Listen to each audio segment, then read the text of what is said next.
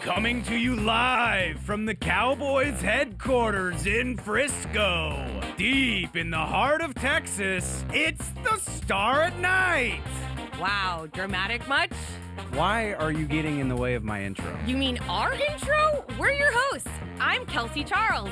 And I'm David Hellman. Okay, let's just start this show now. Hello, darkness, my old friends. We've come to sit with you again. Pretty good. Thank you. Wow. Kelsey, we've never been here in this studio after a playoff loss, but I can't help but feel like we've been here a few times before. Yeah, it does feel a little repetitive at this point. A little bit of deja vu in the Cowboys headquarters in Cowboy World. Hi there. Welcome to the Star at Night. Cowboys bounced out of the playoffs, if you haven't heard, by the San Francisco 49ers by a score of 23-17. I think I believed, man. Yeah, I think I did too. I think I did. I tweeted this, and I mean this. It stinks when you feel like you have all the pieces and you still can't seem to get the job done. And for all intents and purposes, it really did feel like this Cowboys team had all the pieces, but it obviously did not quite add up come Sunday. Let's dive in. You want to look at why? Do you want to dissect this? All right. I would love to. I think let's talk about the penalties first. I mean, it was a little rough. They couldn't get out of their own way. 14 penalties for 89 penalty yards. That in itself is a bit of a tragedy. You talk about repetitive. Like, if we're talking about deja vu, how many times this season, particularly at AT&T Stadium, where you're supposed to play cleaner, no crowd noise, that type of thing. Yep. Ugly. It was ugly. Ugly. They never adjusted to it. Like, from Thanksgiving on, I'm sorry if you feel like the refs are against you, but at some point it's on you to adjust and change the way you play. It's really frustrating that they never did that. I think Connor Williams was moved around a little bit this season because of penalties, and then he finally got back in the mix, and then it just felt like, again, he wasn't the only one by any means. Every time a Dallas Cowboy was running through green grass or turf, you're just looking for the flag. Yeah. And every time it was there. Yeah. It was waiting on the turf. Well, what wasn't there was this Cowboys offense, which is supposed to be number one in the league. They only managed to score 7 points in 3 quarters. So what happened? What didn't happen? I'll tell you what didn't happen. The offensive line didn't block anyone. 5 sacks on the day, countless pressures. Nick Bosa didn't play half of this game. Yeah.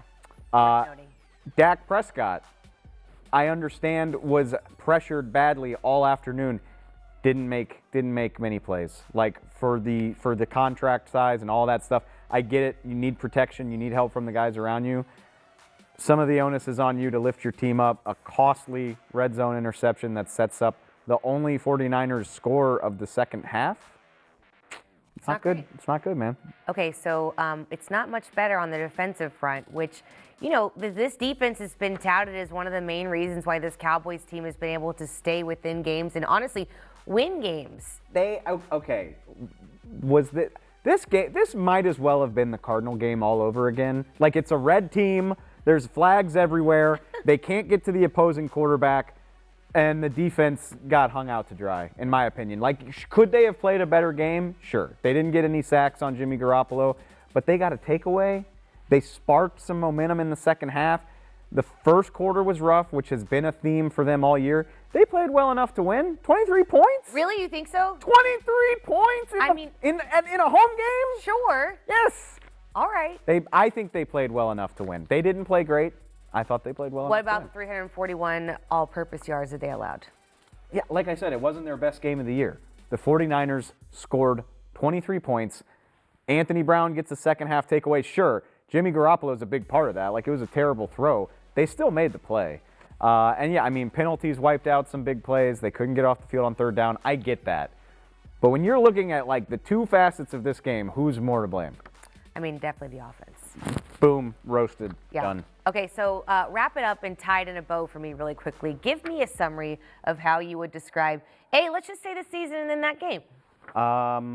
We had high expectations, and now we enter the big sad once again. Oh, That's okay. how I feel about the season and the game. Well, we are going to go ahead and dive into the big sad a little bit more.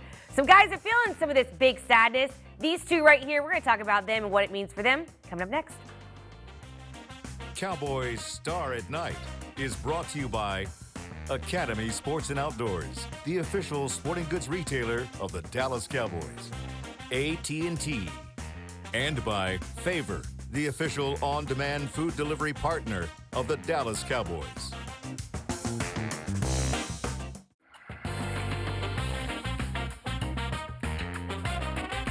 This segment is brought to you by the Dallas Morning News. Nobody does sports like Sports Day. Your home for complete Dallas Cowboys coverage. Welcome back to the Star at Night. She's Kelsey. I'm Dave. Kels, moving past, or at least trying to move past the disappointment of the game itself, it's a weird week, I should say, to be at the Star. Always. Well, I mean, okay, you're not wrong, but like, just the vibe after a season ends is always weird, particularly in a week like this. People are frustrated with the head coach. The coordinators are both off interviewing for jobs. It's a weird time to be around, which it leads to like a lot of questions and speculation about what the next few weeks could hold. Yeah, I mean, I never get used to when the off season hits. I mean, it's just a weird time, and there's like a lot is going on, but there's also nothing going on. So it's just very strange. So speaking of strange, Cowboys go 12-5, win the NFC East, make the playoffs, and they're fielding questions about the job security of their head coach. Let's hear it from Stephen Jones. I don't know what you can say, what you want to say, but are you of the belief, or are you confident that Mike McCarthy will continue to lead this team next season? Absolutely, very confident. Not a very long answer at all, but a firm answer. Yes. But again, like, honestly, there's always something uniquely weird about these situations. Like, this isn't the first time the Cowboys have been in this position after a season, but it is interesting. Both of their main coordinators could be moving on this year. They're both interviewing for jobs. I think the reason you ask that question to Stephen Jones is because there's speculation out there, especially the way the season ended. Do you try to keep a Dan Quinn or a Kellen Moore here by offering them the head coaching job? Like, I don't know how realistic that is, but I know it's a talking point. I think it's definitely a talking point, but also I think it's unrealistic to think that you can bring a head coach in after 2 seasons, have them just completely perform and go to the highest level possible.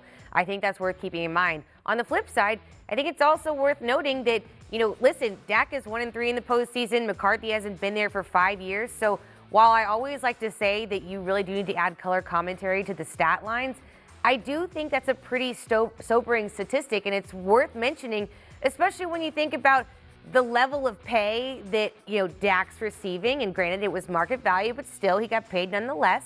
And then Mike McCarthy's being asked to win a championship, and yet here we are. Somebody pointed out to me, maybe you've seen the stat, my guy Joe Burrow has the same number of playoff wins as Dak. I mean, maybe it's not fair, maybe it is. These are the types of things that get said in the wake of a disappointing season. Yeah. And it's going to be a weird few weeks until we figure out what the future looks like with these coordinators, whether these guys are going to leave, what jobs they're going to take.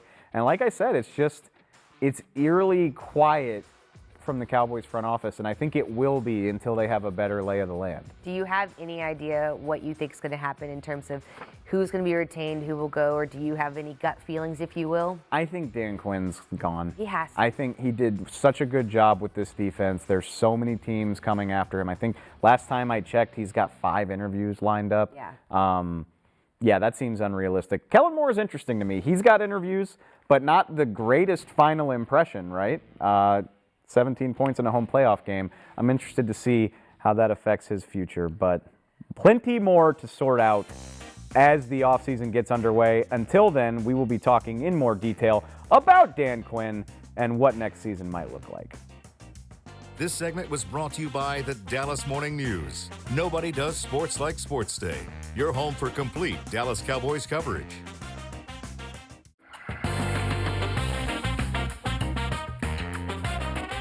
This segment is brought to you by Academy Sports and Outdoors, official sporting goods retailer of the Dallas Cowboys. All right, David, so we discussed I don't like it when you call me Coordinators. David. I know it is a little weird. It's too formal. Well, there are some formalities being had this week because the two coordinators for the Dallas Cowboys are interviewing. We're going to go ahead and take a list of where they are suiting up and having discussions. Dan Quinn's got 5. Sounds like the Denver Broncos are favoriting him. He might be the one they really have their eye on. Kellen Moore, yep, he's got a whole list too. You got some crossover there as well. David. Yeah, can we talk about, I think the report I saw was that Kellen and Dan are interviewing for the Broncos job on the same day. That's hilarious. Like, do you remember Dan supposedly helped Kellen get ready for his Jacksonville interview back during the season? Like, do you think Dan is helping Kellen interview for a job that he's interviewing for? Like, I mean, whoa, kiddo. Maybe for the job that I didn't want, but I ain't helping you today. Get the hell out of here. yeah, it's pretty crazy to see so much crossover. But do you feel like it's kind of like part of the process, or are you thinking just? I'm sure it has happened, but I cannot remember. I don't think I've ever covered a team where both of the coordinators were highly sought after in the same hiring cycle. It feels unique to me. Maybe not.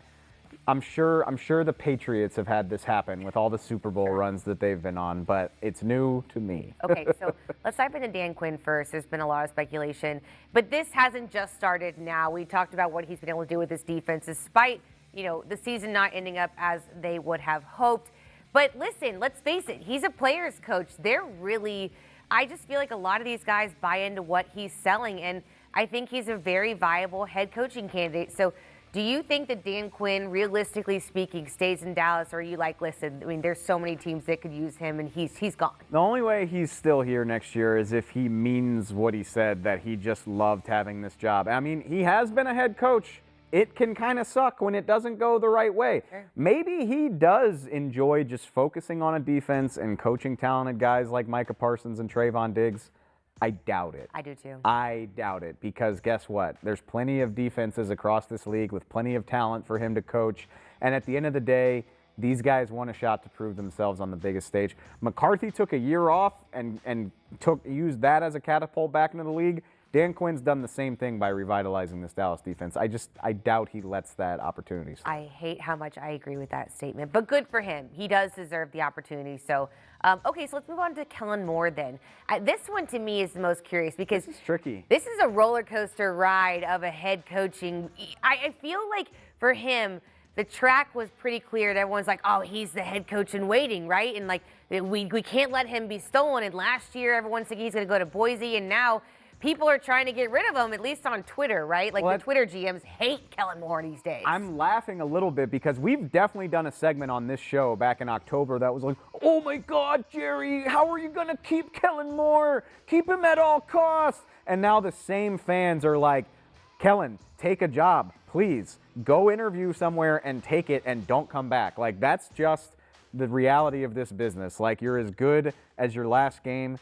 Unfortunately for Kellen Moore, the offense has been up and down for about 9 games.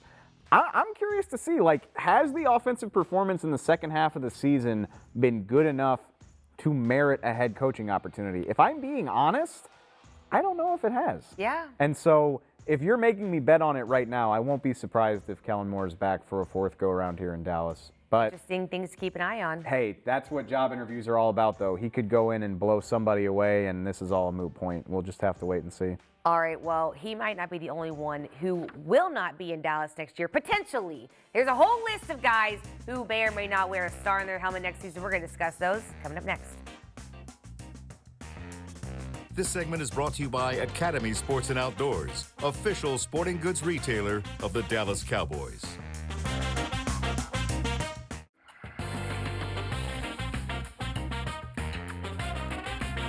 All right, David, so we all know my favorite number is 22. Well, I'm not so sure it's my favorite anymore. I actually did know that. Thank you. Yeah. Yeah, because quite frankly, there's a lot of guys that are coming up on free agency, and there's a 22 strong list. Let's dive into the offensive guys first. There's some notable ones. We've talked about Michael Gallup. Cedric Wilson had himself a nice little season. Hey, Brian Anger, Dalton Schultz. It just feels like it's significant. With all due respect to all of these guys, this is life in the NFL. A third of your roster is going to turn over every year. Some years it's going to be tougher than normal, but yeah, they've got at least 2 or 3 of these guys. I mean, Gallup, Schultz, and Cedric jump out. Brian Anger, do not sleep on what he meant to this team. Yeah. Okay, so let's dive into the defense real quickly then, too, because the list is, it's even longer. Talk to me. Randy! Baby, come back. Randy, don't leave us. Literally, I will be so sad. You guys. You can blame it all on me. I might even eat I will eat Runza if Randy stays. I'm going to tell him you said that. Literally that. Cornhusker though he is. Yes. Yeah, Randy is a big one. Jaron Kearse, obviously a breakout star for this defense. DeMonte Casey started the whole season. Yep. Leighton Vander Esch, former first-round pick, probably played his best game of the year against San Francisco.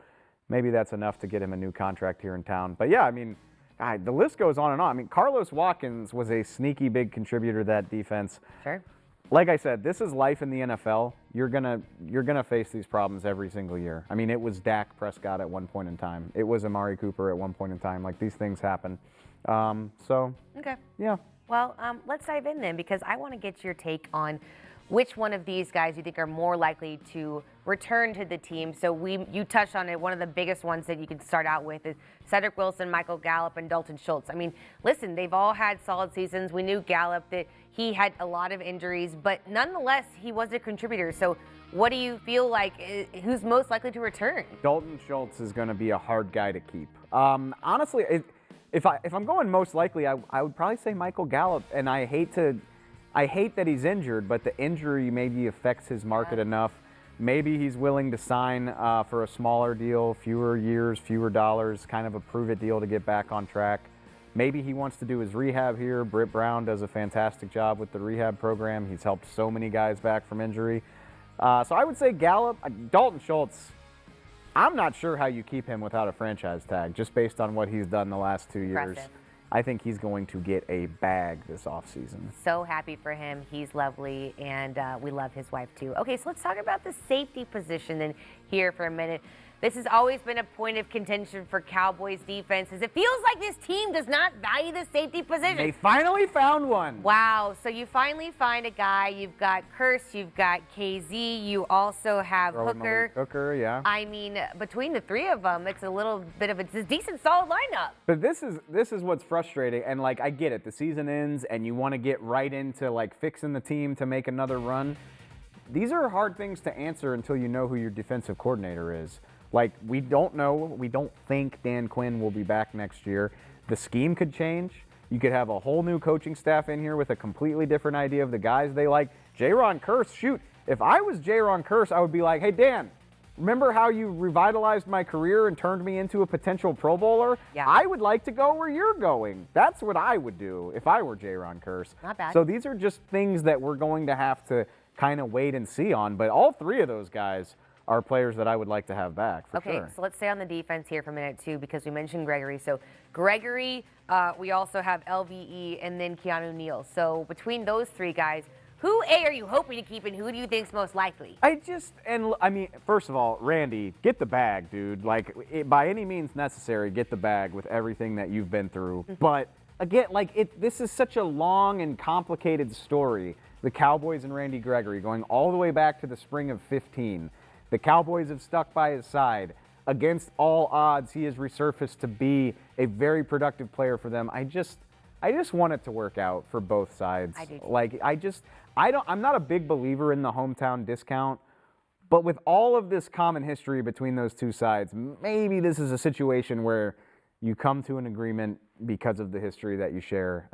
I would really like to see that happen. I'd love to manifest that for all of us, because I agree. I too want Randy to get the bag, but I also want him to get the bag here in Dally, please and thank you. Okay, so there's another game that we've been playing all season. We might as well just pile disappointment on to the end of the show. We're going to go ahead and discuss the final standings of Under Review coming up next, guys.